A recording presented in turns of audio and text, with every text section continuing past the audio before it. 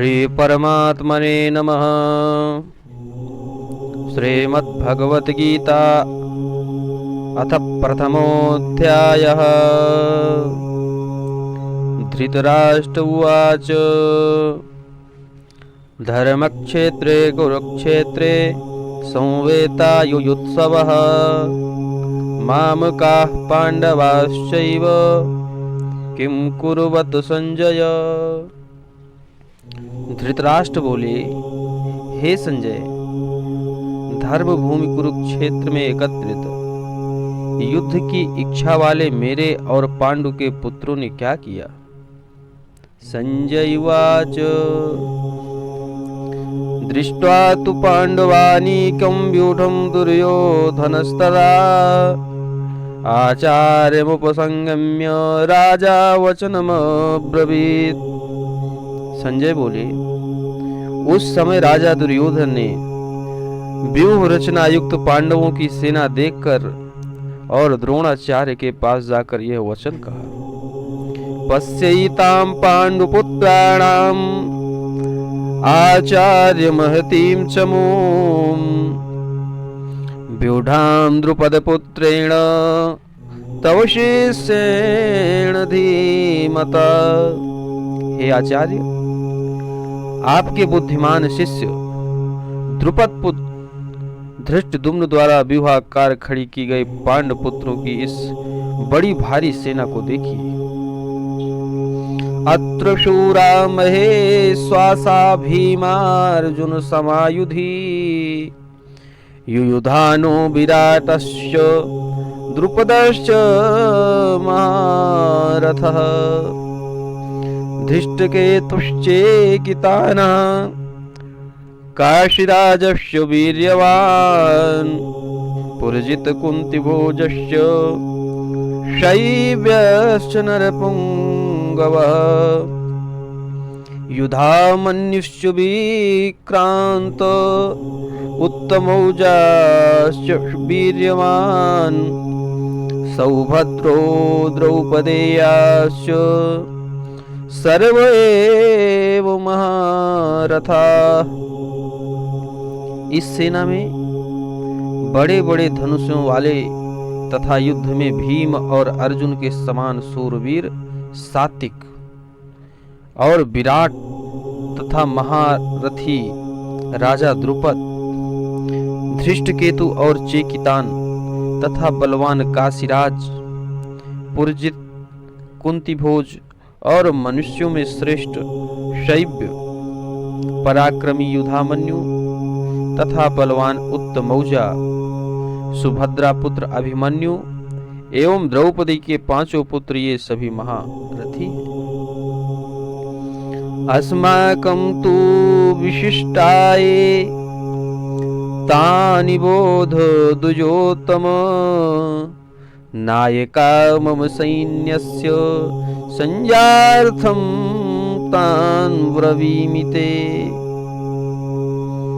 हे ब्राह्मण श्रेष्ठ, अपने पक्ष में भी जो प्रधान हैं उनको आप समझ लीजिए। आपकी जानकारी के लिए मेरी सेना के जो सेनापति हैं उनको बतलाता हूँ। भवान् भीष्मश्च कर्णश्च कृपश्च समितिञ्जयः अश्वत्थामा विकर्णश्च सौमदत्तिस्तथैव च। आप द्रोणाचार्य और पितामह भीष्म तथा कर्ण और संग्राम विजयी कृपाचार्य तथा वैसे ही अश्वत्थामा, विकर्ण और सोमदत्त का पुत्र भूरिश्रवा, अन्ये चा बहवः शूरा मदर्थे त्यक्त जीविता नाना शस्त्र प्रहरणाः सर्वे योद्ध विशारदा। और भी मेरे लिए जीवन की आशा त्याग देने वाले बहुत से सूरवीर अनेक प्रकार के शस्त्रास्त्रों से सुसज्जित और सबके सब युद्ध में चतुर हैं। अपर्याप्तं तदस्माकं बलं भीष्माभिरक्षितम् पर्याप्तं तुदमेतेषां बलं भीमाभिरक्षितम्। भीष्म पितामह द्वारा रक्षित हमारी वह सेना सब प्रकार से अजेय है और भीम द्वारा रक्षित इन लोगों की यह सेना जीतने में सुगम है।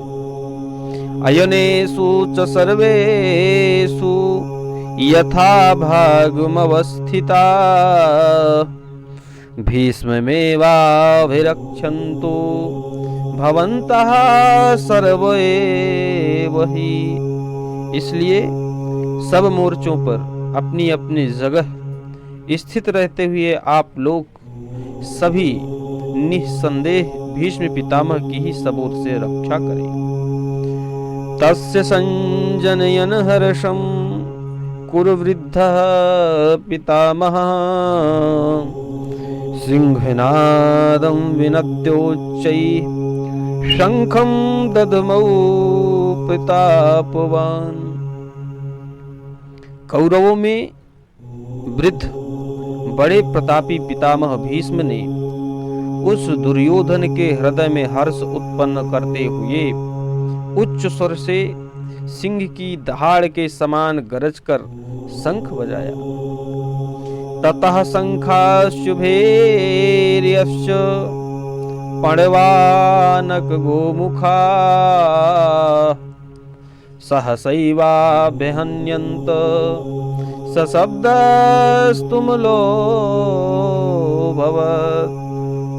इसके पश्चात शंख और नगारे तथा ढोल मृदंग और नरसिंगे आदि बाजे एक साथ ही बज उठे। उनका वह शब्द बड़ा भयंकर हुआ।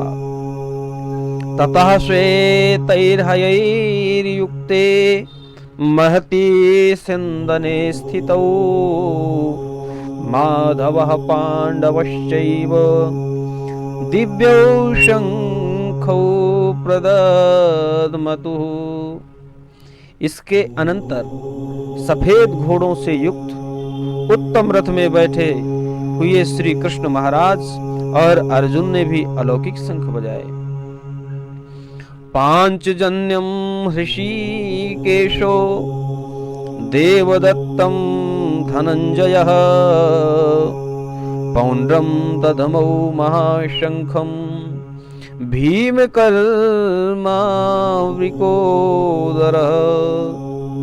श्री कृष्ण महाराज ने पांचजन्य नामक, अर्जुन ने देवदत्त नामक और भयानक कर्म वाले भीमसेन ने पौंड्र नामक महाशंख बजाया। अनंत विजयम राजा कुंती पुत्रो युधिष्ठिरः नकुलः सहदेवश्च सुघोषमणिपुष्पकौ। कुंती पुत्र राजा युधिष्ठिर ने अनंत विजय नामक और नकुल तथा सहदेव ने सुघोष अणि और मणिपुष्पक नामक शंख बजाए। काश्यपश्च परमेश्वासः शिखंडी च महारथः धृष्टद्युम्नो विराटश्च सात्विकेश पराजितः द्रुपदो द्रौपदेयाश्च सर्वशः पृथिवीपते सौभद्रश्च महाबाहुः शंखान् ददमु पृथक् पृथक्।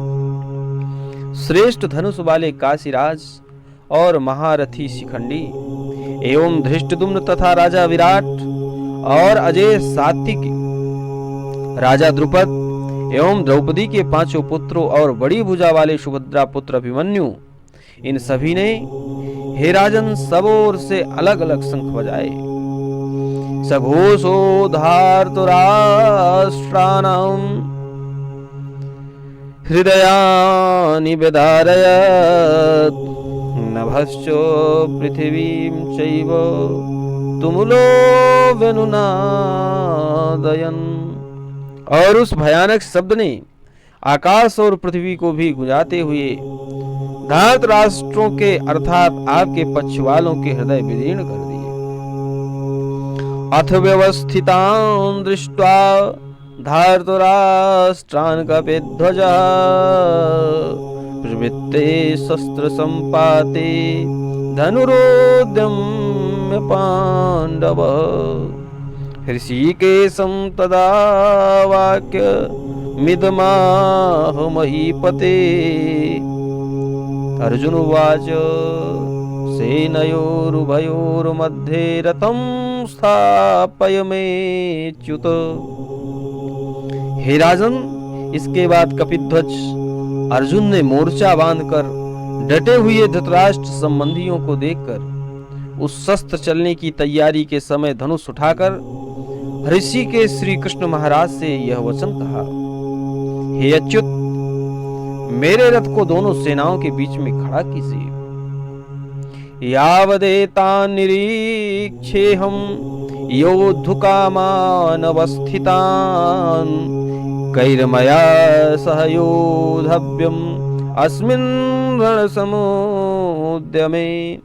और जब तक कि मैं युद्ध क्षेत्र में डटे हुए युद्ध के अभिलाषी इन विपक्षी योद्धाओं को भली प्रकार देख लूं कि इस युद्ध व्यापार में मुझे किन किन के साथ युद्ध करना योग्य है, तब तक उसे खड़ा रखिए। योत्स्यमानान् अवेक्षेऽहं यायतेऽत्र समागता धार्तराष्ट्रस्य दुर्बुद्धे युद्धे प्रियचिकीर्षवः। दुर्बुद्धि दुर्योधन का युद्ध में हित चाहने वाले जो ये राजा लोग इस सेना में आए हैं, इन युद्ध करने वालों को मैं देखूंगा। संजय वाच एवमुक्तो हृषीकेशो गुडाकेशेन भारत सेनयोरुभयोर्मध्ये स्थापयित्वा रथोत्तमम् भीष्मद्रोण प्रमुखतः सर्वेषां च महीक्षिताम् उवाच पार्थ पश्यैतान् समूहेतान् कुरुनिति। संजय बोले, हे धृतराष्ट्र, अर्जुन द्वारा इस प्रकार कहे हुए महाराज श्री कृष्णचंद्र ने दोनों सेनाओं के बीच में भीष्म और द्रोणाचार्य के सामने तथा संपूर्ण राजाओं के सामने उत्तम रथ को खड़ा करके इस प्रकार कहा कि हे पार्थ, युद्ध के लिए जुटे हुए इन कौरवों को देख। तत्रापश्यत् स्थितान् पार्थः पितॄनथ पितामहान् आचार्यान् मातुलान् भ्रातॄन् पुत्रान् पौत्रान् सखींस्तथा श्वशुरान् सुहृदश्चैव सेनयोरुभयोरपि तान् समीक्ष्य स कौन्तेयः सर्वान् बन्धून् अवस्थितान्। इसके बाद प्रथापुत्र अर्जुन ने उन दोनों ही सेनाओं में स्थित ताऊ चाचों को, दादों परदादों को, गुरुओं को, मामाओं को, भाइयों को, पुत्रों को, पौत्रों को तथा मित्रों को, ससुरों को और सुहृदों को भी देखा। कृपया पर्याविष्टो विसीदन्निदमब्रवीत्। अर्जुन उवाच दृष्टेमं स्वजनं कृष्ण युजोत्सं समुपस्थितं शीदन्ति मम गात्राणि मुखं च परिशुष्यति वेपथुश्च शरीरे मे रोमहर्षस्य जायते। उन उपस्थित संपूर्ण बंधुओं को देखकर वे कुंती पुत्र अर्जुन अत्यंत करुणा से युक्त होकर शोक करते हुए यह वचन बोले। अर्जुन बोले, हे कृष्ण, युद्ध क्षेत्र में डटे हुए युद्ध के अभिलाषी इस स्वजन समूह को देखकर मेरे अंग शिथिल हुए जा रहे हैं और मुख सूखा जा रहा है तथा मेरे शरीर में कंप एवं रोमांच हो रहा है। गांडीवं स्रंसते हस्तात् त्वक्चैव परिदह्यते न च शक्नोम्यवस्थातुं भ्रमतीव च मे मनः। हाथ से गांडीव धनुष गिर रहा है और त्वचा भी बहुत जल रही है तथा मेरा मन भ्रमित सा हो रहा है, इसलिए मैं खड़ा रहने को भी समर्थ नहीं हूं। निमित्तानि च पश्यामि विपरीतानि केशव न च श्रेयोनुपश्यामि हत्वा स्वजनमाहवे। हे केशव, मैं लक्षणों को भी विपरीत ही देख रहा हूँ तथा युद्ध में स्वजन समुदाय को मारकर कल्याण भी नहीं देखता। न कांक्षे विजयं कृष्ण न च राज्यं सुखानि च किं नो राज्येन गोविंद किं भोगैर्जीवितेन वा। हे कृष्ण, मैं ना तो विजय चाहता हूँ ना राज्य तथा सुखों को ही। हे गोविंद, हमें ऐसे राज्य से क्या प्रयोजन है अथवा ऐसे भोगों से और जीवन से भी क्या लाभ है। एषामर्थे कांक्षितं नो राज्यं भोगाः सुखानि च तायमेव स्थिता युद्धे प्राणास्त्यक्त्वा धनानि च। हमें जिनके लिए राज्य भोग और सुखादि अभिष्ट हैं वे ही ये सब धन और जीवन की आशा को त्याग कर युद्ध में खड़े हैं। आचार्या पितरः पुत्रा तथैव चा पितामहा मातुला श्वशुराः पौत्राः स्याला संबंधिनस्तथा। गुरुजन, ताऊ चाचे, लड़के और उसी प्रकार दादे मामे ससुर पौत्र साले तथा और भी संबंधी लोग हैं।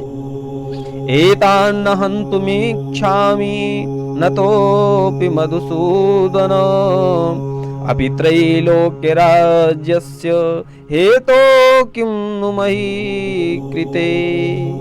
हे मधुसूदन, मुझे मारने पर भी अथवा तीनों लोकों के राज्य के लिए भी मैं इन सबको मारना नहीं चाहता, फिर पृथ्वी के लिए तो कहना ही क्या है। निहत्य धार्तराष्ट्रान्न का प्रीति स्याज्जनार्दन पापमेवाश्रयेदस्मान् हत्वैतानाततायिनः। हे जनार्दन, धृतराष्ट्र के पुत्रों को मारकर हमें क्या प्रसन्नता होगी। इन आतताइयों को मारकर तो हमें पाप ही लगेगा। तस्मान्नार्हा वयं हन्तुं धार्तराष्ट्रान् स्वबान्धवान् स्वजनभिः कथं हत्वा सुखिनः स्याम माधव। अतएव हे माधव, अपने ही बांधव धृतराष्ट्र के पुत्रों को मारने के लिए हम योग्य नहीं हैं, क्योंकि अपने ही कुटुंब को मारकर हम कैसे सुखी होंगे। यद्यप्येते न पश्यन्ति लोभोपहत चेतसः कुलक्षयकृतं दोषं मित्रद्रोहे च पातकम् कथं न गेयमस्माभिः पापादस्मान् निवर्तितुं कुलक्षयकृतं दोषं प्रपश्यद्भिर्जनार्दन। यद्यपि लोभ से भ्रष्ट चित्त हुए ये लोग कुल के नाश से उत्पन्न दोष को और मित्रों से विरोध करने में पाप को नहीं देखते, तो भी हे जनार्दन, कुल के नाश से उत्पन्न दोष को जानने वाले हम लोगों को इस पाप से हटने के लिए क्यों नहीं विचार करना चाहिए। कुलक्षये प्रणश्यन्ति कुलधर्मा सनातना धर्मे नष्टे कुलम कृष्ण मधर्मो वे भवत्युत। कुल के नाश से सनातन कुल धर्म नष्ट हो जाते हैं। धर्म के नाश हो जाने पर संपूर्ण कुल में पाप भी बहुत फैल जाता है। अधर्माभिभवात् कृष्ण प्रदुष्यन्ति कुलस्त्रियः स्त्री सुदुष्टा सुवार्ष्णेय जायते वर्ण संकर। हे कृष्ण, पाप के अधिक बढ़ जाने से कुल की स्त्रियां अत्यंत दूषित हो जाती हैं, और हे वार्ष्णेय, स्त्रियों के दूषित हो जाने पर वर्ण संकर उत्पन्न होता है। संकरो नरकायैव कुलघ्नानां कुलस्य च पतन्ति पितरो हेषां लुप्तपिण्डोदक्रिया। वर्ण संकर कुल घातियों को और कुल को नरक में ले जाने के लिए ही होता है। लुप्त हुई पिंड और जल की क्रिया वाले अर्थात श्राद्ध और तर्पण से वंचित इनके पितर लोग भी अधोगति को प्राप्त होते हैं। दोषैरेतै कुलघ्नानां वर्ण संकर कारकै उत्साद्यन्ते जाति धर्मा कुल धर्माश्च शाश्वता। इन वर्ण संकर कारक दोषों से कुल घातियों के सनातन कुल धर्म और जाति धर्म नष्ट हो जाते हैं। उत्सन्न कुल धर्माणाम मनुष्याणाम जनार्दन नरके नियतं वासो भवतीत्यनुसोश्रुम। हे जनार्दन, जिनका कुल धर्म नष्ट हो गया है, ऐसे मनुष्यों का अनिश्चित काल तक नरक में वास होता है, ऐसा हम सुनते आए हैं। अहो बत महत् पापम कर्तुं व्यवसिता वयं यद्राज्य सुख लोभेन हन्तुं स्वजनमोद्यता। हा शोक, हम लोग बुद्धिमान होकर भी महान पाप करने को तैयार हो गए हैं, जो राज्य और सुख के लोभ से स्वजनों को मारने के लिए उद्यत हो गए हैं। यदि माम प्रतीकारम अशस्त्रम शस्त्रपाणयः धातराष्ट्रान् रणे हन्युः तन्मे क्षेमतरम भवेत्। यदि मुझ शस्त्र रहित एवं सामना न करने वाले को शस्त्र हाथ में लिए हुए धृतराष्ट्र के पुत्र रण में मार डालें, तो क्या मारना भी मेरे लिए अधिक कल्याणकारक होगा। संजय उवाच एवमुक्त्वा अर्जुनः संख्ये रथोपस्थ उपाविशत् विसृज्य ससरं चापं शोक संवेग्नमानसः। संजय बोले, रणभूमि में शोक से उद्विग्न मन वाले अर्जुन इस प्रकार कहकर बाण सहित धनुष को त्याग कर रथ के पिछले भाग में बैठ गए।